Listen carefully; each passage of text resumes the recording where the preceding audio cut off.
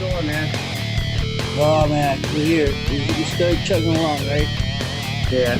Hold on, How real you quick, doing? dude. Lock the door. Oh man, just trying to prep for this film that I'm about to shoot here in April. Are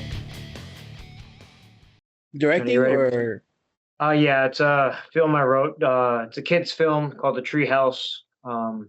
Basically about a kid. no, just wait. Oh, Don't get ahead. Don't get ahead. All right, so let me bring you in and then we'll kick it off, bro. I don't want to take up too much of your time. I know you're a busy man and well worth it with everything that you're doing. Cool. yeah, not a problem. All right, cool. Hey, so welcome back to Film Noobs. This week I got one gentleman with me today.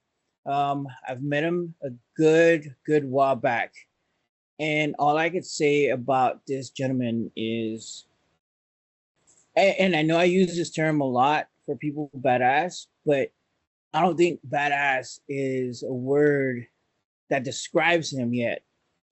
Because he's a man, he's a myth, and he is becoming a legend really quickly. Not just in the independent circuit here in San Antonio, but in film itself. He's breaking through barriers. He's broken through barriers. I had a little talk with him a while back ago when we first met.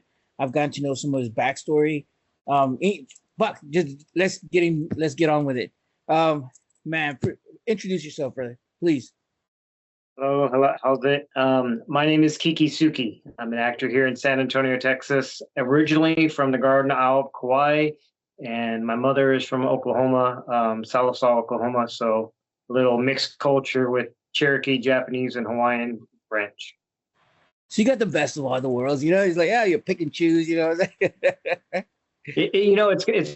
I always say it's kind of a curse and a blessing because it's like when you're the mixed plate or the mutt, you have a little bit of everything. It's kind of like you're at war with yourself. So it's like I don't know which side to favor the most because it's like I'm almost like I have the most Japanese, I think, but then it's everything else is like a quarter, a quarter, a quarter. And it's just like, man, like who's the most important when it comes to me representing my native, background. So it gets a little bit hard when you're trying to like cross duality, but Yeah. like I look at it more as I believe in the human state, more so than a nationality or a creed or a religion. Yes. So it's a lot easier to look at it as, you're a good human, I'm a good human, we'll treat each other the same. It doesn't matter what race, creed, religion you are. That's pretty much it, man. And in all reality, you are right. Because even like me being Mexican American, um, here in Texas, especially here in Texas, it's hard because yeah, like and I always like to quote the movie Selena, where it's like you're not Mexican enough for the Mexicans, you're not American enough. And then that there's that sense of, well, I'm not really American, I'm Texan. You know what I mean? Because I live in Texas, so I'm a Texan. And like on my wife's side, that's how they identify themselves. They're Texan. They're not Mexican. They're not American. They're Texan. And I'm like, oh, chingado, where do you go from here? But yeah, just being on set with people like yourself is like, dude, all that washes away, and you're before you know it, you're here, you're present, you're a creator, you're accomplished. You just want to do stuff together, and that's where we're at. And I'm glad I finally got a chance to sit with you in front of the camera and share a little of who you are. Because again, when we first talked, and this was a while back ago, we just talked in passing, whatever. And I saw you on a couple more sets, and then I saw that you released your book. I read your book, and I was like, damn, dude, this mug, where you came from to where you are, or where you were at that point in time, you were an actor. You were striving to build yourself up, and now where you're at now, maybe about 5 years after that one initial um big interaction that we had, now you're becoming a director. You know what I mean? So Well, your path has really risen up constantly. it's, I originally started acting in 1998. I worked on a film here in San Antonio, which was actually my technically second film because, this is back when we had VHS cameras and when I was back in Kauai, we did a documentary called "The Day in the Life of Kauai," Yeah. and I was in high school. You know, it was my first time ever being behind a camera. And then I moved to San Antonio, and I was living in San Antonio, and I was personal training, and I was personal training one of my clients, and she asked me to take her to this set because she wanted me to go with her to meet people and whatever. And that's when I went to, it was called a movie called Lowrider Weekend. And Danny De La Paz and Jesse Borrego were in that movie. Yes, I know that. Yeah, 98. That was old school San Antonio, Damn. lower community. Kid Frost was in the movie. I Yep. mean, it was an Ephraim production. And I literally just stepped on set just to watch her. And then me and Danny ended up clicking. And he was like, "Hey, I need a bodyguard on the set. So I'll put you in as a cameo." So that was actually my first movie role in film. And then I was background extra in The New Guy when they filmed that in San Marcos about that stadium. And then I kind of like stayed away from it. I tried out for Miss Congeniality. I didn't really care for it. And then I got the acting bug again. I started doing acting in plays at the Stephen Stoley Playhouse. And then I ended up, at the time, I had a girlfriend and she was an actress. So we moved to LA in 2005 and I tried to make it out back then. So I was doing auditions for like the Survivor series when that came out and the Yeah. making of a boy band and all that nonsense. And I ended up running to a friend of mine that was in Hollywood that was working for Nickelodeon. And then he ended up working for New Legend Films. And he was trying to line up the stars for me, but I had turmoil with my girlfriend. So I ended up moving back to San Antonio. And my previous career, you know, I was an entertainer and I used to run a male dance club here in San Antonio for several years. And I ran a troupe of dancers. So I used to make a lot of money doing that. I had a lot of notoriety, and it was really hard to determine. It's like, hey, am I going to give up all this notoriety I'm getting as a dancer and all this attention? You know, you're young. Yeah. You know, you get all these girls throwing their panties at you. It's kind of crazy, you know. I wouldn't know about that, but So I literally I stuck it out. I ended up in that industry. I worked 18 years of my life doing that. I toured. I went to Italy. I went to Japan. I was at the very highest level of that, and I just kind of, I would say, aged out mentally. Physically, I didn't age out, but mentally, I aged out because I had started such a young career. And then once I got out of that industry and got away from that, I ended up moving home to Hawaii for 3 more years. And then when I was in Hawaii, I got a background extra role in the Jungle Cruise with The Rock and Emily Blunt, and that's kind of what reunited my flame of acting. And then when I moved back from Kauai to San Antonio, that's when I was like, you know what? Forget this being a hobby. Let's actually try to take this as a career and let yeah. me put my very best foot forward. And ever since 2018, I've put my foot to the floor and just been going full blast. Yeah, because I think I met you 2019, end of 2019, 2020, right before everything hit in the pandemic. And like I said, it was a brief moment that we met. It was on set. I know you pretty much don't remember.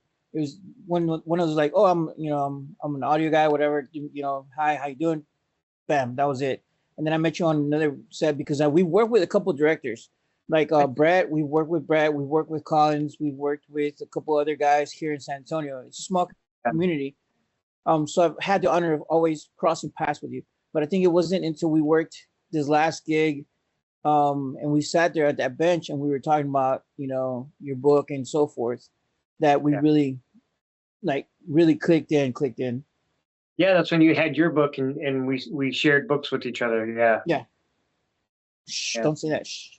I don't put That was a good book. Really good book. Appreciate it, bro. Now with you, and I know you only introduce yourself as an actor, but you're not just an actor. Like I said, you're now crossing over to the directorial side of the house, but it's not really now because you have what, 3? You know, I I don't know if it's actually set in yet that I'm actually a film director, you know. Oh, come on.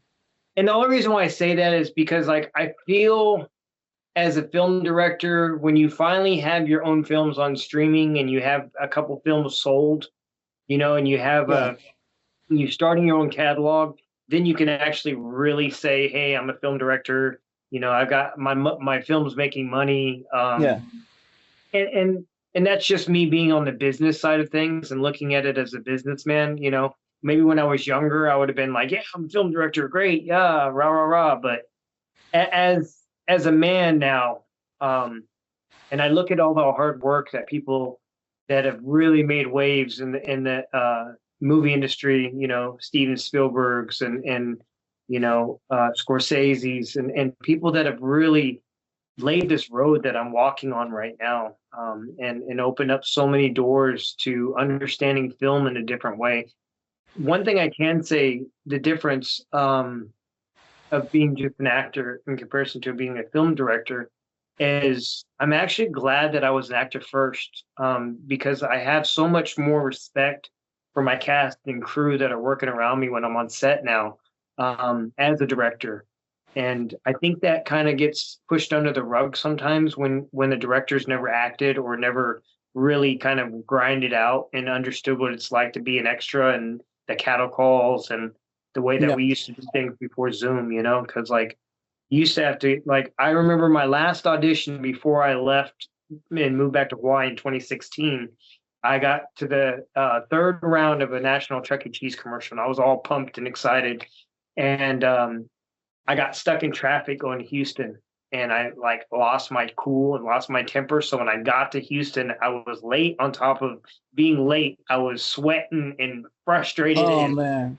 just gave the worst performance ever. And like I was so sad because it just kind of really it's like, man, like I had to drive. The first audition was in Austin, then I had to drive to Dallas, and then the third one was in Houston. And I'm so glad we don't have to drive to auditions anymore. I hear you. But yeah, now going back to that, you mentioned the fact that you don't feel like being, or at least in your, and I'm trying to phrase it correctly. So if I misspoke or if I misspeak, please let me know. Um, in your opinion, to quantify yourself as a director means you've accomplished that I've sold my movie, it's in distro and so forth, right? Because and I only ask you this because I had to ask Brett the same question a while back ago when I was starting this podcast because I was in that same predicament. I had gotten my first film into distribution, and I was like, well, I still don't feel like I'm a director because I only have one, and it's a really bad movie, and these motherfuckers bought it on a whim. So I was still kind of like, well, when do you stop being that, like pretending that I'm an actor, I'm a director, I'm a so forth, and you start making it?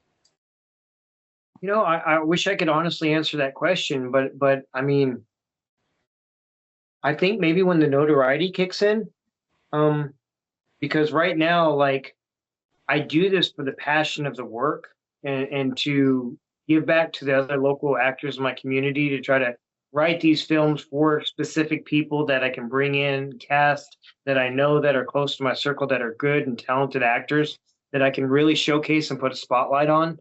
Um, and I really believe in that. I believe in trying. If you see somebody that's very talented as an actor, you know, I think that the best thing that you can do if you have the talent and ability to do it is to uplift them as much as you can. You know, I had that old school motto. The metaphor is, you know, you shine, I shine, and we shine together. Yep. And and I just believe in that. I don't. There's so much, you know, in life right now where we are. There's so much division, you know, and I don't want that to seep into my artistry. You know what I mean? Like Yeah. that's my love. That's my passion. So when you get that division in there, oh well, you're not working with me all the time as a director, then I don't want to work with you. I don't. That doesn't that doesn't compute to me. You know what I mean? Yeah. Like, yeah, you want your standby people that you can rely on and trust, but at the same token, like I'm one of those people like I'll work with anybody as long as you have talent and that you're serious and you're dedicated to your craft. Hey, I'll give you 110 and I'll write you a whole, part for yourself, just as long as you can bring it to my screen, and give Yeah. me the image that I'm envisioning in my head. And that's the biggest thing. And I love that crossover, right? Like as an actor, you don't know what the director wants until the director tells you. And I feel if you're a really good director, you're holding their hand through the film. You really are. Because Yeah. if you get it, I think if you get to that point as a director where you're like, well, if this actor doesn't do what I want them to do and they don't put out the performance that I want them to do and it flops, that falls on you. That's your work. Yeah. You know what I mean? So if you Mm. get lazy with it and say, well, let him put out this trash and we'll see what he feels like after this is done. Like, you know how much money we spend on these films? Yes. Well, Mr. Yes. Marbles, we dumped 10 grand in Mr. Marbles and I haven't even sold it yet. So it's pretty crazy to me that to think that, I mean, somebody is willing to waste that much money to teach somebody a lesson to make themselves look bad in the end. Yes. It doesn't make sense to me. It's not worth it. Yeah. Now, going to a couple of points that you made, and you made a couple of really good points, especially when you're talking about directors and actors. One is the communication, because you were an actor first, now directing. Communication wise, where do you see either the disconnect on most people or the lessons learned that you've picked up on that you wish other people would have? Like, man, if and only if all directors knew this one thing on how to speak to actors, because I know I took a class on directing actors, and I've read books and books and books and books, and it's like, oh, talk about metaphors and talk about this or whatever. And I've spent like, there was this one scene where I needed the actress to cry, but she couldn't do it, and she couldn't find that mental state. And so we spent like a good maybe 15 minutes trying to really find in her core Yeah. where she could be at that mental state to bring out the tears. But it didn't happen because we couldn't. She had never had that experience to draw from. But anyway, now the question to you. So it's one of those things, right? You want to ask a human being to do something, but you as a director, can you do that on the spot for them to show them how it can be done? Because if you can't pull tears out of your own eyes and show that actor what he needs to do in that moment, then you're not directing the way that I view it. You know what I mean? Yeah. So a lot of times, whenever I set up for a scene, I will dry run and walk that scene and act out that scene for that actor so they know what direction I want them to go with. And then I say, okay, well, now you see where I want to go and keep your creative freedom within those bounds. Okay. Which I'm glad you answered it that way, because it brings up this next question on the director actor relationship. Uh, Different schools of thought that I've learned. One is I'm going to tell you exactly what I want, and you need to bring it. And then you have the other director that's like, look, I gave you a pathway. Here's your script. It tells you from A to Z. I expect you to come to set and kind of know what you want to bring, because you should know your character better than me. And I shouldn't have to tell you exactly what to give me, because you're the actor. You're bringing this character to life. So that's two different schools of thought, and I'm pretty sure there's more, but those are your two biggest general ones, that your freedom of like creative expression, and then you have the ones that like, no, this is law because I am the director. Which do you find yourself more in tune with, and why or why not, or what's been your cup of tea there? Okay, so I apologize. Something happened with the audio and I lost you for a second. So I didn't catch the first portion of your conversation. Okay. So my question was, and this goes back again to the conversation between the director and the actor. Because there's been two school of thoughts. One is, hey, I'm going to tell you and I'm going to show you exactly what I want, and you need to give me this. No ifs, and buts about it. You're the actor and I'm the director. I'm telling you what I want. And then there's the other one Okay. where like, here's your script, know your script, learn your script, bring what you want from this character because you are that character. Okay. Now go. So back to the what you're saying about the person crying in scene, right? Yeah. The minute that person couldn't cry in that scene, they've lost their character. Yeah. So that means as an actor, they never naturally developed a true character. They thought as let's just use the name Casey, thought that she had that character of Kristen, but the whole time that you were filming her, she was Casey. So her creative freedom gets taken away from her at that moment. You know what I'm saying? Because of the fact that she came to set unprepared. And my thought is that's fine. We can still work with that. That's fine. But now I'm gonna have to hold your hand through this moment and show you exactly how to do this, because I want the best performance that I know as a talented director and you as a talented actor can give me. So now, do you feel that, and I know the term is line reading for people. Do you think that's a useful tool as far as like director actor relationship, especially in those circumstances versus, well, you should have had not just your lines prepared, because that anybody could learn lines, but understanding the lines and understanding the core concept of that scene or that character. As long as when you make people read line for line and it's not in a malevolent fashion. Okay. And what I mean by that is I've had it done to me, and you're on set, you got your sound person there, you have the other actors around you watching you perform, and something happens and you just drop the ball. You cannot remember those lines for the life of you. You can go to the corner and try to weed out your head, but some reason, some clouds came in there and you just can't get that one cadence of the way that that's supposed to lay out. Yeah. That happens. You know what I mean? Yeah, we're human.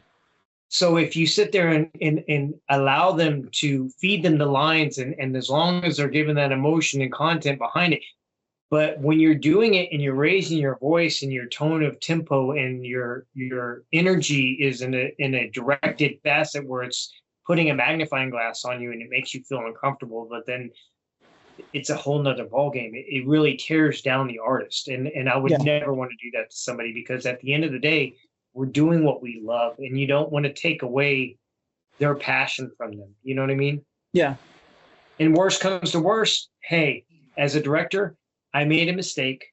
I miscast you. I'm still going to pay you for this time that you spent on set, but unfortunately, I will not use your footage. I'm going to have to recast you. I've and on had Miss that. Marvels, that happened to me. I had to do that with two different actors. Yeah. And it is because you, like you said, you see the potential in them. And when you cast them, you're like, dude, I see David. I see that character that I wrote, David. Oh man, dude, you embody him because you saw something in previous works that they had. Yeah. But at that point in time in whatever it is, they can't pull that because again, life happens. Yeah. You know, we're like you had mentioned yourself. I was not in the emotional state because of XYZ, so I had to drop out. And you know what? I'm man enough to be completely honest to what happened. So I didn't want to drive. I was out of town when I was filming this film, and I'm not going to say what film it was. Yeah. But I was out of town, so I decided to sleep in my car.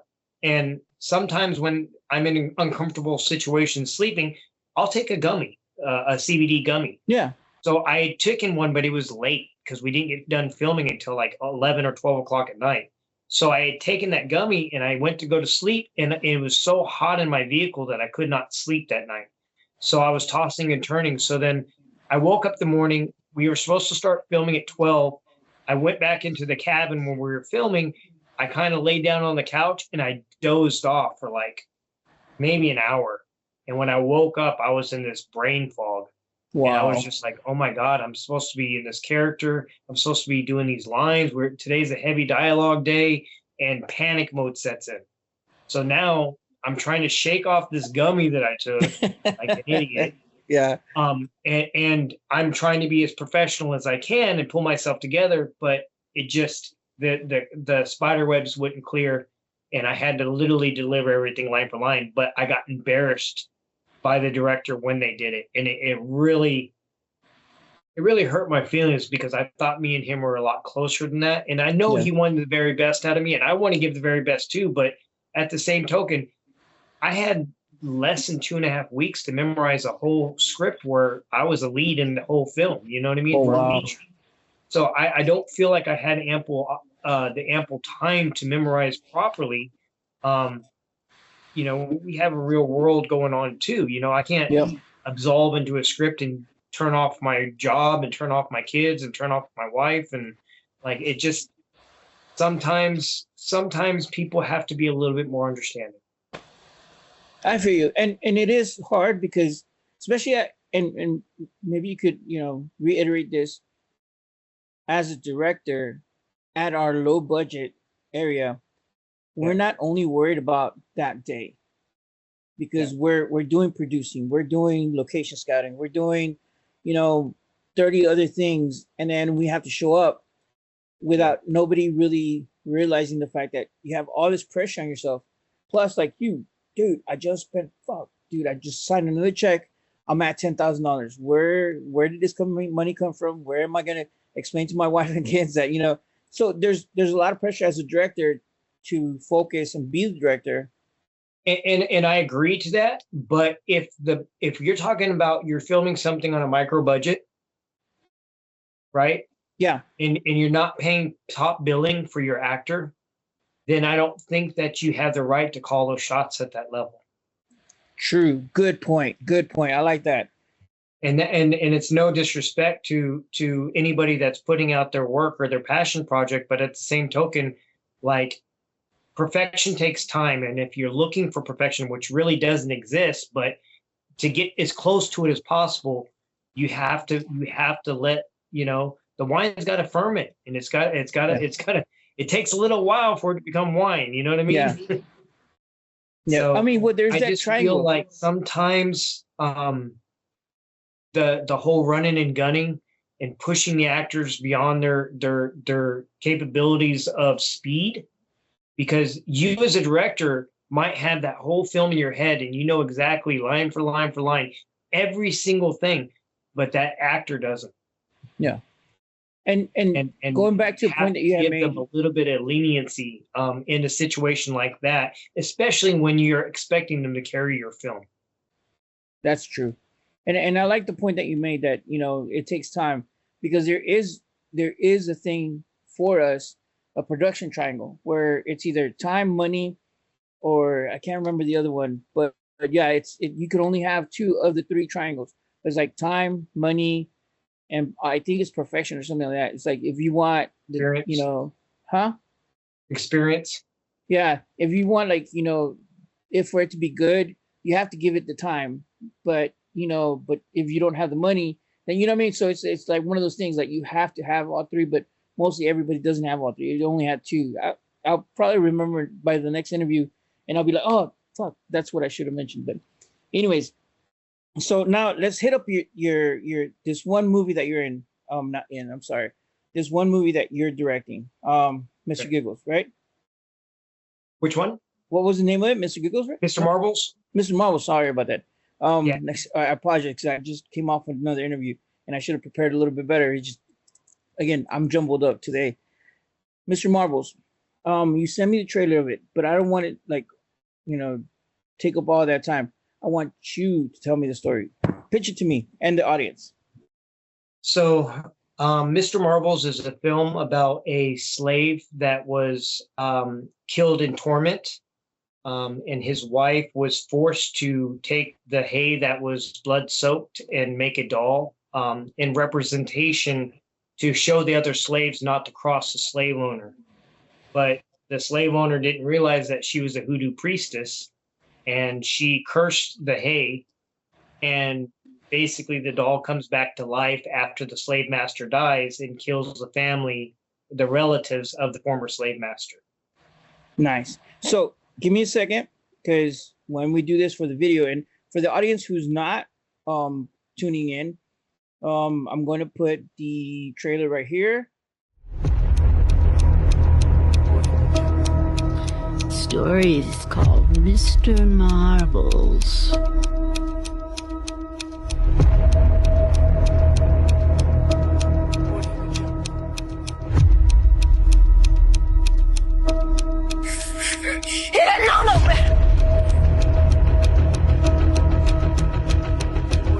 I got a story for you. We'll talk about your daddy another time.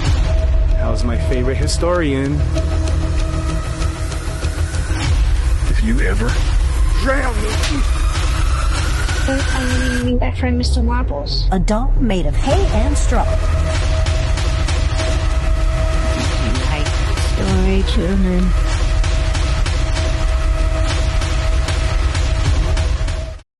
Okay, so if you're only listening to it, you only saw or heard the trailer. But if you go over to Kiki, where can they see the trailer at? It's on my YouTube. You can you can go on YouTube and type in Mr. Marbles trailer, and it should pop up. Okay, so for those of you who are not watching this interview and who are only listening to it, you could also click on the link below or click on the link that Kiki just told y'all to. Follow it, check it out. It's pretty badass. I like the trailer. I haven't had the honor of watching it yet because he's holding it back for me. I'm like, I asked for the screener. And I was like, oh man, hopefully no, that's okay. I'm gonna watch it when it comes out. Freaking either distribution or however you do it. So if you get a chance, I did submit it to Cinefestival here in San Antonio, and I also submitted it to the San Antonio Film Festival. We're gonna see on one of this too. Yeah, probably Cinefestival. They like hometown, homegrown. No, San Antonio Festival also does the same thing. They're really good. I think last year they had like 3 days worth of badass film all across town. They opened up like 2 more theaters just for the festival, which is, I think, awesome. So now tell us, where did this film come from, like in your mind? So, I grew up as a horror kid. My mom loved horror movies. I remember being 5 years old watching Exorcist and Chainsaw Massacre, and having nightmares week from Linda Blair, So yeah, I just grew up in that generation, but I'm also a traditionalist with old school scary movies, just like Twilight Zone and Tales from the Crypt. So when I made this film, because of the sensitive content, I think the horror in this film is more the verbiage and the language and the disposition of the time period, more so than it being an actual traditional horror film. I think it's more a suspense thriller, and the horror would be the turmoil, the verbiage of the turmoil, and the persecution of the slave during the movie. Now, with that, because it's a sensitive subject matter, when you're talking about at least the slave part, did you take, how much consideration did you take that, okay, because that's not my background, am I allowed to, step into it? And this is something that they asked Tarantino, is like, oh, well, you're not black. Why are you saying all these N-words, and why are you, showing that? Because it's not you. So because if you don't show the past, then history is forced to repeat itself. Yeah. If you erase those moments and think that it's going to go away, then it's going to repeat itself. And when I made this movie, it was literally probably the worst time. When I came up with the concept, was the worst time of America for division when it came to the George Floyd riots and everything that was going on with that. And as an American, as a Native American, I'm in that cross, right? Because it's like my people as Cherokee and the Choctaw, they walked the trails of tears, and they suffered immense amount of tyranny from the Caucasian settlers that took over America. But at the same token, I didn't grow up in that world. I grew up in this, USA. I remember going to school here when I was in middle school, and Lee Greenwood coming into our school and singing "God Bless the USA." Yeah. So there's fragments of America of the pride of American tradition that I still love and support. So it is you know,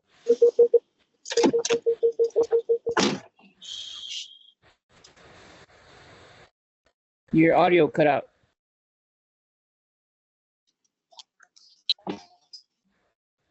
We're still having a little technical difficulties with on Kiki's end or my end. I'm not sure.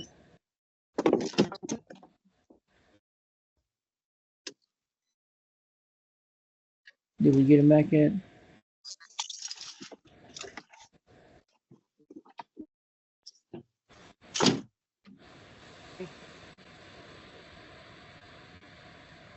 Kiki? yeah, there we go. Oh, crazy. So There we go. Awesome.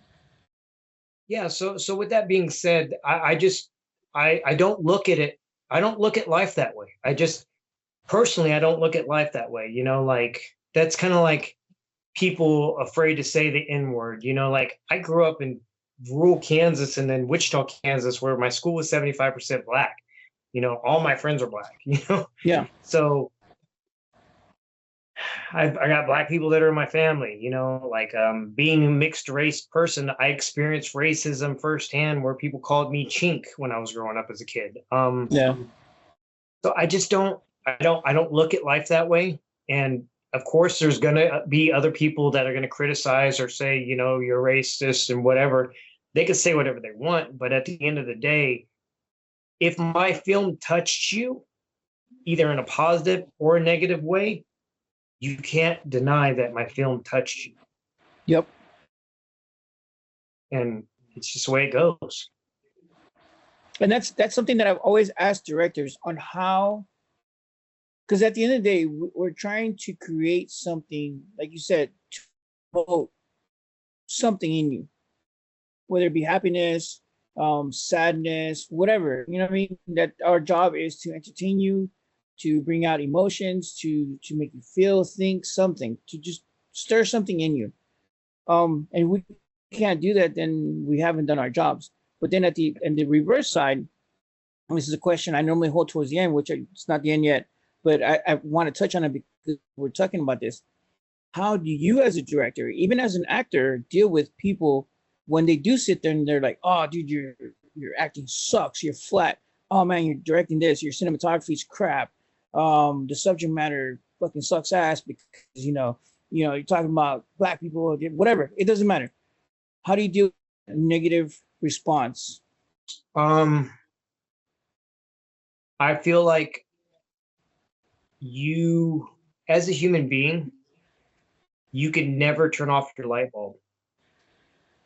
So that means I'm constantly learning. So that keeps me as a student.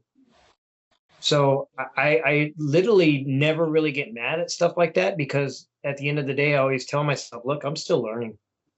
You might not like it. It might not be your cup of tea. It might not be the way you would have shot it if you had the opportunity to shoot it, but you didn't. I did. I seized the moment. You didn't.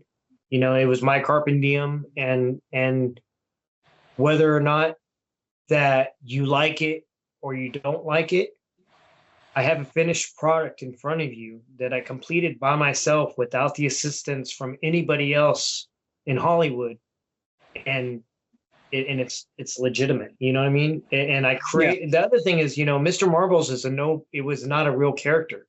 I literally found this creepy slave doll that just spoke Chucky to me and created this whole world around him, and now he's an actual character like Freddy Krueger. You know what I'm saying? Like that's an accomplishment in my eyes.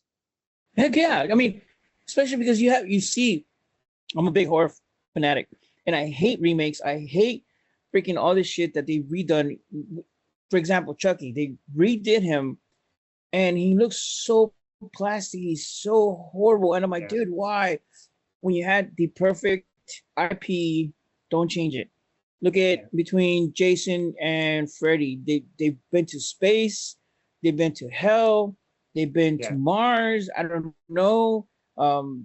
Everything in between. And they messed those IPs up. But it's like, dude, you have this creation that was badass when it first came out. Why not just? Oh man, I hate that. I'm sorry. I'm on my And I'm tantrum, in but agreement with you. But then again, like they say, history always repeats itself in one way, shape, or form. And if you, as an individual, when you're taking on whatever role it is, and like I look at it in certain aspects because there's certain people that can take a film and revision it and it come out amazing, like the Superman, right? When James Gunn did, and then you switch it and then you go a different direction and then you're just like, wow, what am I watching right now? You know what I mean? You yeah, watch the series with Dean Cain, and no knock on Dean Cain, but the writing on that series was absolutely dreadful. yeah. And I think honestly, the most times that I've seen films fall flat is honestly because of writing. And Okay. you'll see a film, like you'll see them start off with one writer, they'll have this great concept, and in the middle of the film, they'll have turmoil with the writer, and then they'll switch writers, switch direction, and that's when you see the films fall down.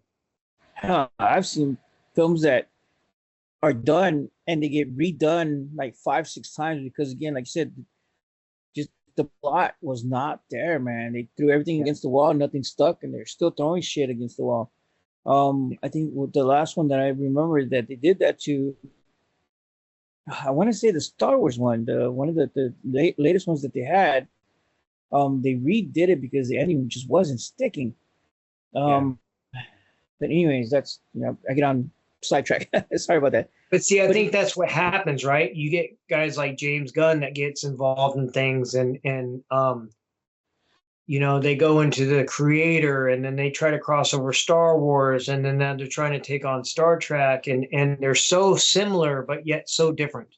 yeah, Like I'm sure you remember as well as I do. We grew up as kids, and we had two specific sci-fis that were the coolest sci-fis. Then we yeah, had the corn husk sci-fi, and we had Battlestar Galactica and Star Wars, and these were the two staples that we watched, and we had favorites to both parts. yeah. And then you had Star Trek, and Star Trek, Captain Kirk's fighting with the chicken, like it was just so parallel to those universes. But, Star Trek, one thing that Star Trek had over Battlestar Galactica, what I feel was Star Trek's writing was a lot better than get Battlestar Galactica. But Battlestar Galactica's SFX and costuming and props look 100 times better than Star Trek. I was gonna say, I think the biggest, in my opinion, between them two was the budget. Yeah. Because one of them had a bigger budget and they utilized it well. Because you could have a big budget and throw it at the wrong thing. And I've seen that even independent guys, they're like, they get 10 G's and they're like, dude, I'm gonna rent 2 Reds, but you could have gotten an actor, not your buddy, an audio guy, not somebody just freaking whatever, that could have made your film better. Yeah. You know what I mean? And well, like Star Trek also, like Star Trek was written by Lucille Ball.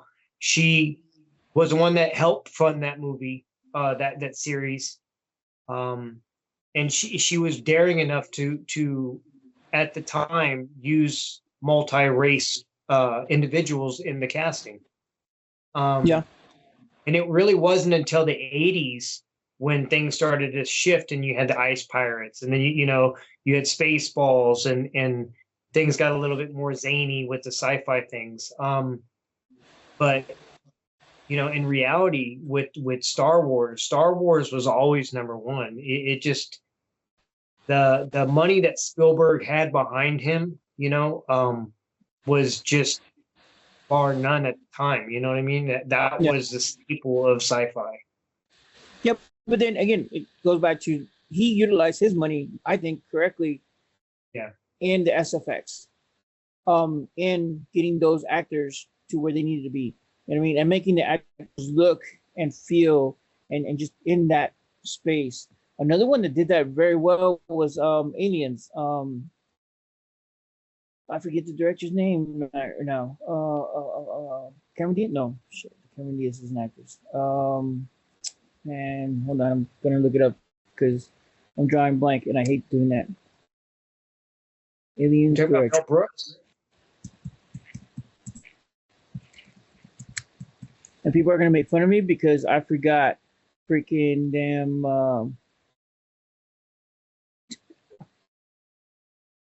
Um, and I'm sitting Ridley Scott.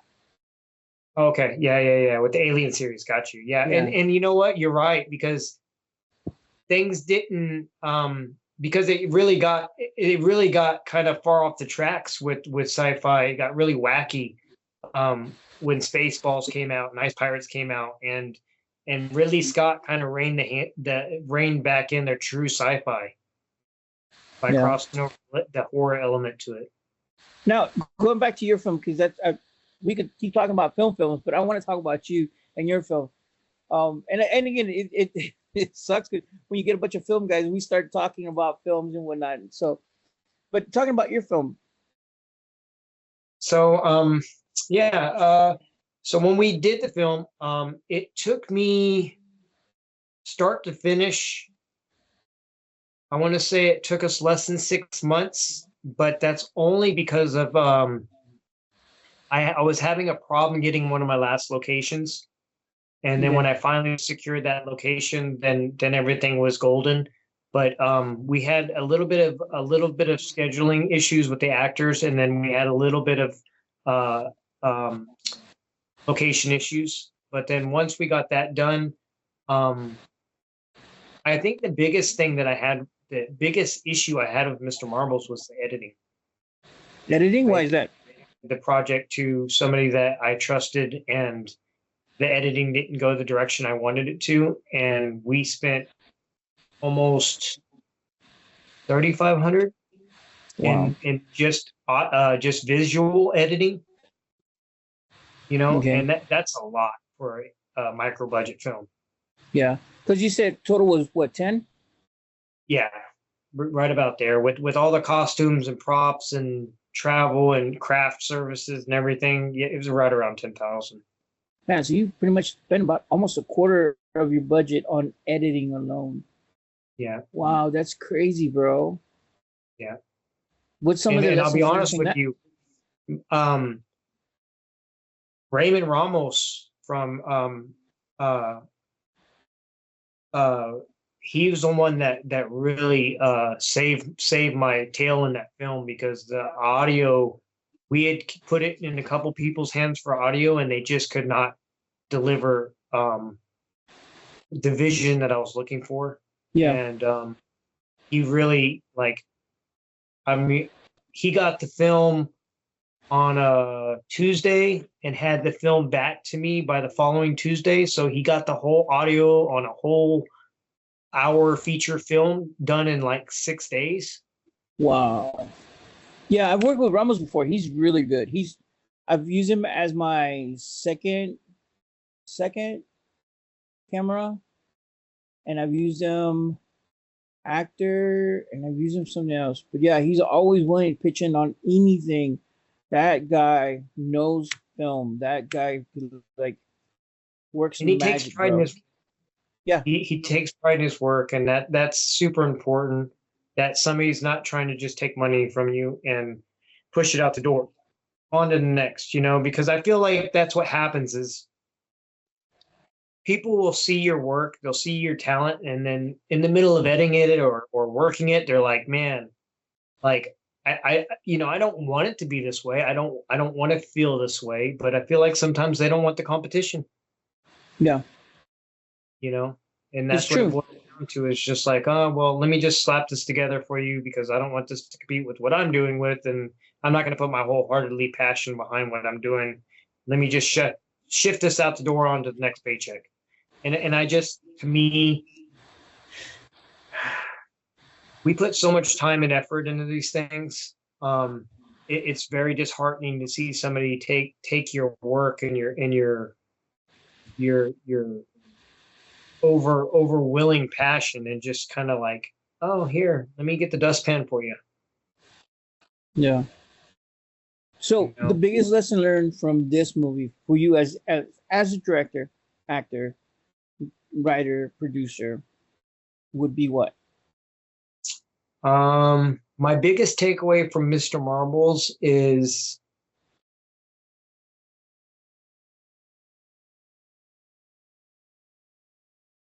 more organization when it comes to business strategy towards the end of the film. Because if I had focused on my pitch deck first, Mm-hmm.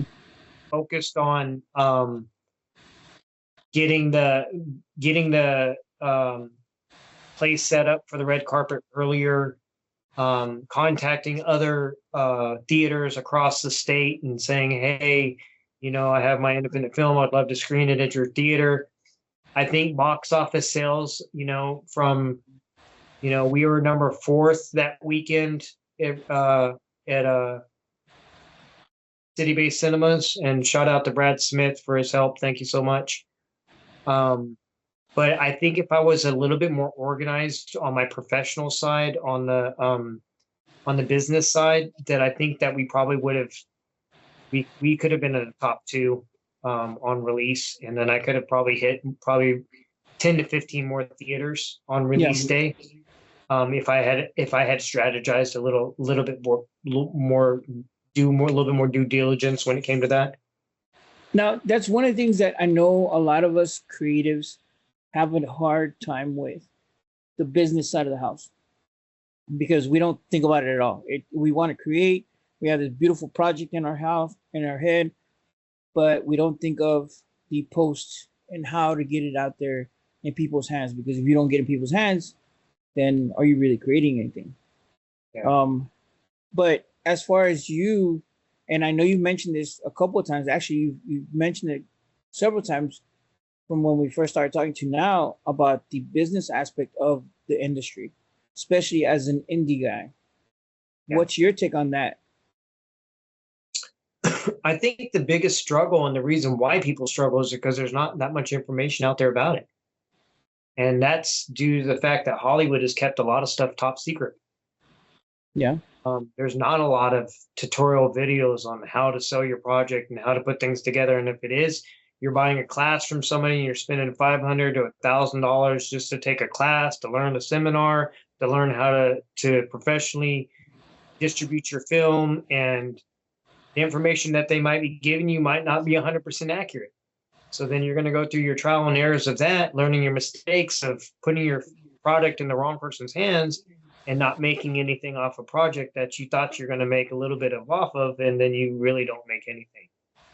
And then you just literally, there's a bunch of sharks out there that will take your film and run it through the mill, and it's on to the next, and thank you for your time, like. Yeah.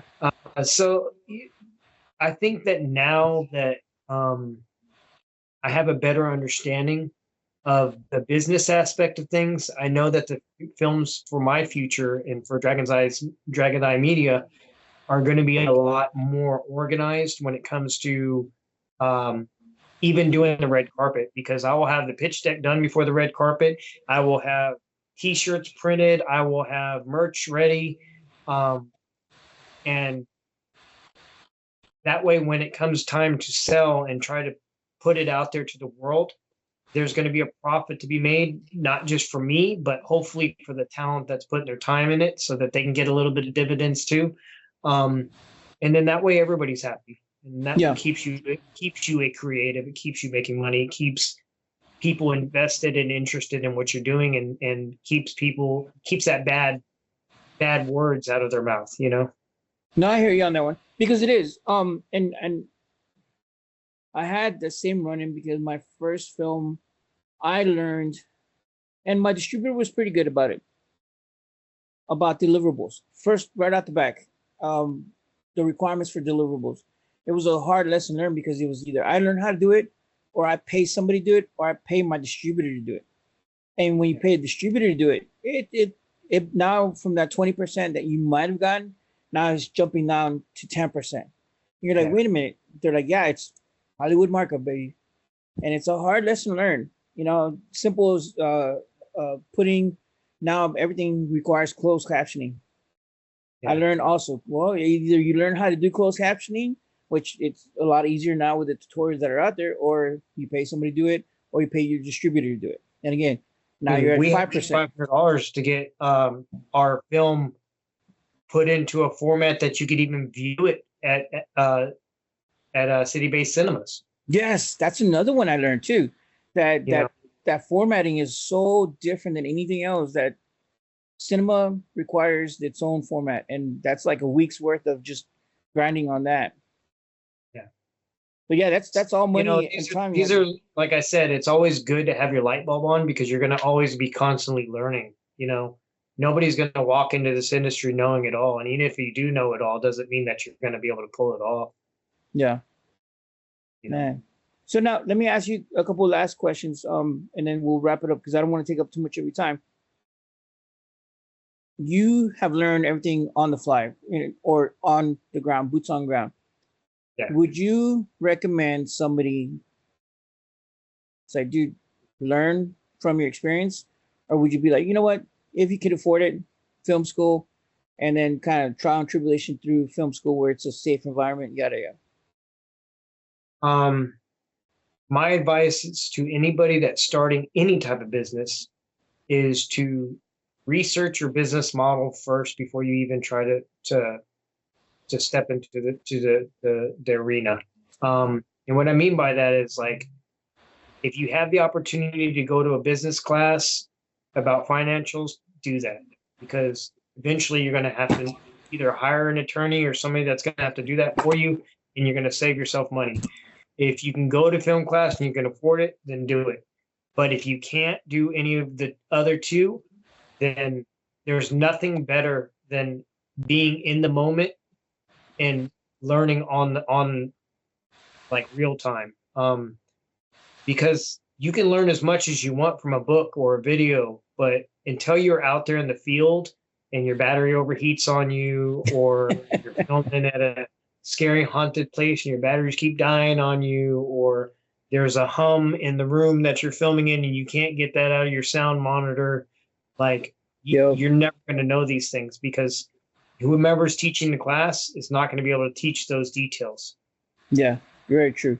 I like how you say that hum, because we just had that instance. We were at church, and I like telling this because we were at church and we were seeing it's not a horror film, but it has some elements, supernatural elements, and and our audio was just going crazy, and I was like, how the heck do you do this at church?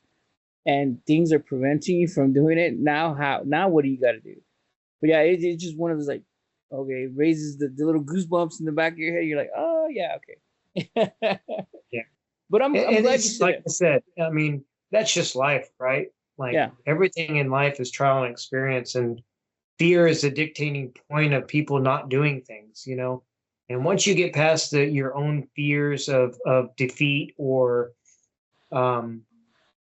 the mindset that I can't, if you had that mindset, you probably shouldn't do it, especially in this industry, because this industry is I gotta go, and it's go go go go go, and just as well as it's hurry up and wait. So you're constantly moving in this industry, and you can't, if you're sitting there and have your feelings on your shoulder and you're taking everybody's criticism to heart, then it's going to destroy you before you even get to your next project.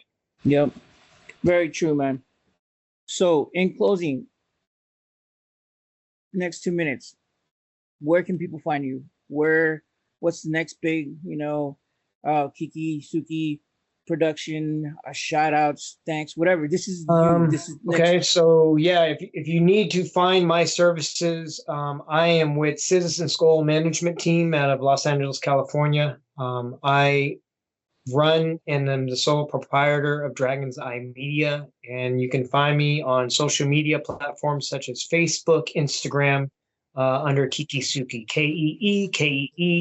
KeeKeeSuki. And and then you can see my films if you want to check them out. I've got some films that I've worked on. I've got about 9 films on Tubi right now. And all you can do is just Google my name, Keekee Suki. It'll lead you directly to my films that I've done and worked on.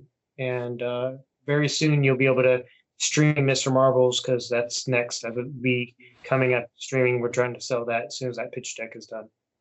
Nice. Again, Kiki, I've enjoyed watching you progress from up the ranks actually, or just within life in general. And I'm always impressed to see what's next on your plate. And so I'm excited for your movie. I can't wait to watch it. So again, guys, if you have a chance to do watch his films, he's excellent person. And I tell you what, I have a new one coming out too really soon. Wow. So we'll be working on a kids film. It's gonna be a great film. It's gonna be called The Treehouse. So please look out for The Treehouse by Dragon's Eye Media. We're hoping to look for next year for release of that and having our red carpet. So it's going to be a great kids film. I grew up on inspirational kids films like Stand By Me and Lab and Goonies and films like that. And I love that traditional wholesome goodness. And I wanted to take on this challenge to create a film like that. So that's what we're doing now. So pitch it one more. I hope you don't mind going over time a little bit. Give me that 2-minute pitch for your movie, for that kids movie, real quick. Yeah. So we are filming currently in pre-production for a film called The Treehouse. It is a film about a child that sneaks into a treehouse and finds a magic Rubik's Cube, and he gets magically teleported into the actual Rubik's Cube, which is the cube world. And he comes across a couple zany characters, character named Gideon, a character named Jinx, and then he runs into Lord Gaia, which is the sorceress, so to speak, of the world, or the cube world. And they go through some back and forth trials and tribulations, and you have to see the film to finish it.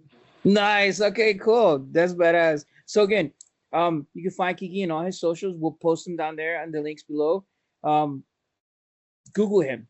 Please, guys, Google him. He also has a book. Very modest gentleman.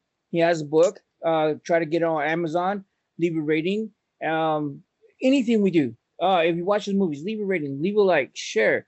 Help those metadata build up this guy, because he just leaps and bounds about the rest. And I can't say enough good things. And I'm excited when I talk about him because, dude, you're an inspiration.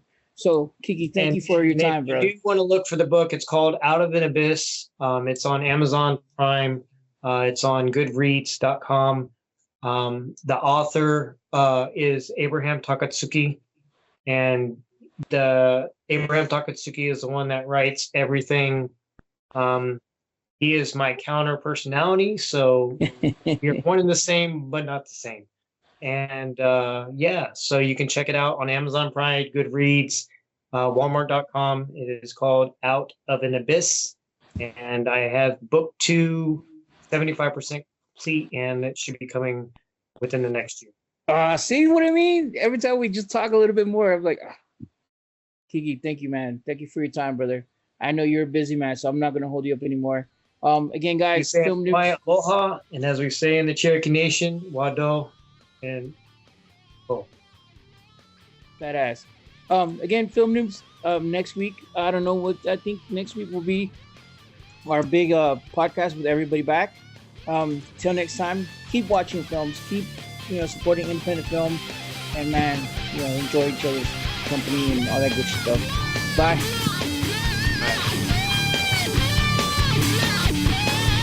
All right, stop recording.